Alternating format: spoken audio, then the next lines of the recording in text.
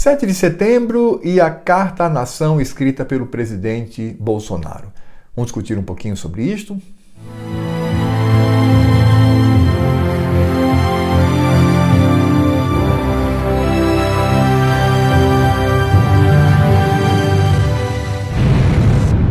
Olá pessoal, esta semana foi bastante agitada no Brasil, tivemos as manifestações no dia 7 de setembro e tivemos uma carta à nação escrita pelo presidente da República na quinta-feira. Esses dois eventos certamente mexeram muito com a estrutura do país, incluindo a sua economia, bolsa, dólar, etc. E também trouxe muita divergência em termos das atitudes tomadas pelo presidente. Nas manifestações que aconteceram na terça-feira, o presidente foi muito contundente em falar contra alguns ministros do Supremo Tribunal Federal, principalmente o ministro Alexandre de Moraes. Mas na quinta-feira, tendo como suporte, como pano de fundo, o ex-presidente Michel Temer, o presidente ele lançou uma carta à nação. E eu gostaria, inclusive, de ler essa carta aqui, porque ela é bem pequenininha, são 10 tópicos, e eu quero trazer o conteúdo dessa carta para depois fazer uma análise. A carta diz o seguinte: no instante que o país se encontra dividido entre instituições, é meu dever como presidente da República vir a público para dizer: 1. Nunca tive nenhuma intenção de agredir quaisquer dos poderes. A harmonia entre eles não é vontade minha, mas determinação constitucional que todos, sem exceção, devem respeitar. 2. Sei que boa parte dessas divergências ocorrem de conflitos de entendimento acerca das decisões adotadas pelo ministro Alexandre de Moraes no âmbito do inquérito das fake news. 3. Mas na vida pública, pessoas que exercem o poder não têm o direito de esticar a corda, a ponto de prejudicar a vida dos brasileiros e sua economia. 4. Por isso quero declarar que minhas palavras, por vezes contundentes, decorrem do calor do momento e dos embates que sempre visaram o bem comum. 5. Em que pese suas qualidades como jurista e professor, existem naturais divergências em algumas decisões do ministro Alexandre de Moraes. 6. Sendo assim, essas questões devem ser resolvidas por medidas judiciais que serão tomadas de forma a assegurar a observância dos direitos e garantias fundamentais previstos no artigo 5º da Constituição Federal. 7. Reitero meu respeito pelas instituições da República, forças motoras que ajudam a governar o país. 8. Democracia é isso, executivo, legislativo e judiciário trabalhando juntos em favor do povo e todos respeitando a Constituição. 9. Sempre tive disposto a manter diálogo permanente com os demais poderes pela manutenção da harmonia e independência entre eles. E 10. Finalmente, quero registrar e agradecer o extraordinário apoio do povo brasileiro, com quem alinho meus princípios e valores e conduzo os destinos do nosso Brasil. Essa, portanto, é a carta. São 10 tópicos bem diretos, bem ao estilo do presidente Bolsonaro, recuando das palavras ditas na terça-feira. E isso, então, criou uma grande celeuma. O pessoal da direita, os patriotas, os chamados bolsonaristas, eles ficaram decepcionados. Muitos se manifestaram contra o presidente, dizendo que ele havia afrouxado, que ele havia recuado quando não deveria, que ele deveria manter a sua posição firme, o embate direto, principalmente contra o Supremo Tribunal Federal. E a esquerda começou a chamá-lo de covarde, a chamá-lo de rato, a chamá-lo de alguém que não tem pulso, que fala como um leão, mas age como um gatinho, né? Um gatinho bem manso. Agora, qual é a visão que eu poderia ter desse evento? O que eu poderia partilhar com vocês quanto à minha percepção de tudo isto? Bem, eu quero trazer aqui 6 pontos para a nossa discussão e a nossa reflexão quanto a esta carta escrita pelo presidente Jair Messias Bolsonaro. Primeiro, eu quero dizer que essa carta ela não retira a percepção do presidente sobre alguns ministros do STF. Está claro? Ali não desfaz absolutamente nada daquilo que o presidente anteriormente já havia feito como crítica, principalmente contra o ministro Alexandre de Moraes e o ministro Barroso, quanto às urnas eletrônicas e quanto à famosa investigação que trata da chamada fake news. Então ele não retira, ele não volta atrás nisto, ele não desfaz aquilo que sempre afirmou e pensou. Em segundo lugar, o presidente, inclusive, ele reitera sua discordância quanto às atitudes do ministro Alexandre de Moraes, de maneira pouco bolsonarista, né, muito educada, muito polida, mas ele diz que sim, existem divergências e essas divergências elas devem ser resolvidas de acordo com a Constituição. Isso está muito claro no documento.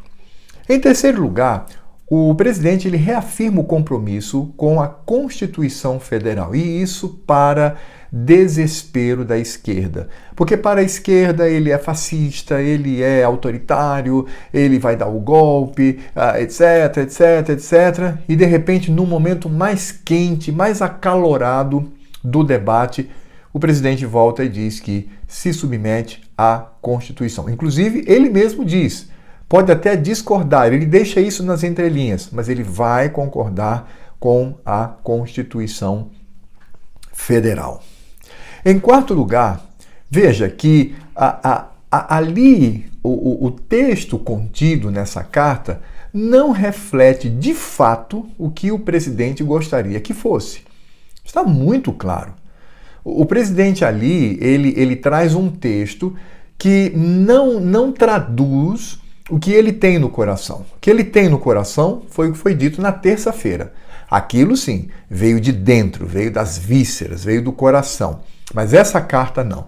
Essa carta ela é muito mais uma postura tomada do que uma convicção vinda do interior. Em quinto lugar, veja bem, então, se não reflete exatamente o que o presidente pensa, então por que o recuo? Por que o pedido de diálogo, o pedido de equilíbrio, de paz nessa discussão? Porque isso foi feito em favor da nação. Isso fica muito claro. O próprio Bolsonaro ele diz isso, que como estadista, como presidente da República, como um político, ele não pode agir como gostaria, mas ele tem que agir convergindo para o bem da nação. Ora, nós sabemos que após os eventos de 7 de setembro, a situação econômica do Brasil estava bastante complicada. O dólar disparando, a bolsa despencando, os investidores fugindo do país por conta da instabilidade institucional. E aí o que o presidente fez? Olhando para isso, viu que os prejudicados seriam principalmente os mais pobres. Porque isso inclui também uma greve dos caminhoneiros, que apoiava, de certa forma, o presidente. O próprio presidente mandou um áudio para algum tipo de representatividade dos caminhoneiros dizendo que não fizessem isto, que não fizessem a greve, que não interditassem as rodovias, porque isto iria prejudicar principalmente aqueles mais pobres, mais vulneráveis na sociedade. Então veja que o recuo do presidente, volto a dizer, foi feito em favor da nação. Nesse aspecto específico, o presidente ele teve uma atitude que se espera de um estadista. Ora, o presidente vê e se apercebe da crise instaurada na nação e de que isso vai prejudicar muito, se não quase todos os brasileiros. Então, o que ele faz? Ele tem o caminho para retomar a tranquilidade. Então, ele recua para este caminho. Portanto, como eu já disse e repito, a carta não reflete exatamente o que o presidente pensa, mas reflete o seu compromisso com a nação. E em sexto e último lugar, o que o presidente fez com essa carta? Ele lançou sobre o STF a responsabilidade de proporcionar tranquilidade à nação. Então ele diz, essa é a minha parte, estou fazendo a minha parte. Esperamos que vocês façam a sua, visando o bem-estar da nação. Agora, o que nós podemos esperar de tudo isto? Sinceramente, eu não sei. Eu, a princípio, não sei como que o Supremo Tribunal Federal vai reagir a essa carta.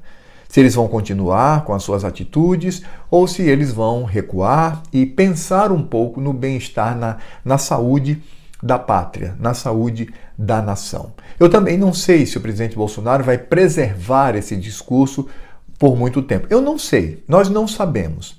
Mas o que eu sei é que neste momento, sem dúvida nenhuma, essa carta à nação, embora muitos apoiadores do presidente se sintam traídos, estão chateados, estão com raiva, estão escrevendo contra o presidente, a esquerda, que antes estava dizendo que o presidente era covarde, agora também está enraivecida principalmente com Michel Temer por aquilo que ele fez, e aí não tenha dúvida, se a esquerda está com raiva e discorda de alguma coisa, isso é algo para pensarmos positivamente, no sentido de que isso nos agrada, porque se a esquerda não gosta, tem tudo para ser algo bom. Mas o que eu quero dizer é que essa atitude, num momento acalorado da nação, foi uma atitude correta. Ela foi sábia. E nunca é demais recuar daquilo que refletimos e pensamos. O que o presidente fez foi isso. Ele avaliou o que disse na terça-feira, viu os resultados disto na nação, chamou uma outra pessoa para aconselhá-lo e conversar com ele, no caso, o ex-presidente Michel Temer, que foi o presidente que indicou o ministro Alexandre de Moraes, que é em volta de quem orbita muito deste problema, e aí lança esta carta à nação. Então, nós, como conservadores, nós temos que parar e observar. Não podemos agir pela paixão, não podemos agir pelo ímpeto, mas nós precisamos refletir para ver no que isto resultará no futuro. Como eu disse, não sabemos, mas pelo menos temos a esperança de que dará certo e o Brasil ele volte a ter o mínimo de paz. Porque da forma como nós estamos vivendo, onde toda semana nós tínhamos um problema que afundava mais a nação, que trazia problemas, que trazia instabilidade, pelo menos que agora a gente tem aí um certo equilíbrio. Mas como eu disse, agora está nas mãos do Supremo Tribunal Federal.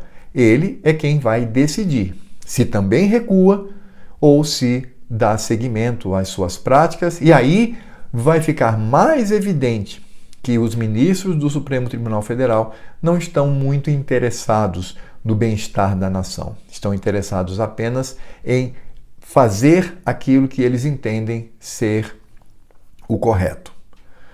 Bem, pessoal, obrigado por ter me acompanhado até aqui. Espero que você tenha gostado do vídeo. Você que ainda não está inscrito, por favor, se inscreva aqui no canal. Você que está inscrito, dá uma checada, dê um like ou dislike, isso é muito importante. Compartilhe esse vídeo o máximo que você puder e eu conto então com o seu auxílio nesse aspecto, para que esse canal ele possa crescer, alcançar mais pessoas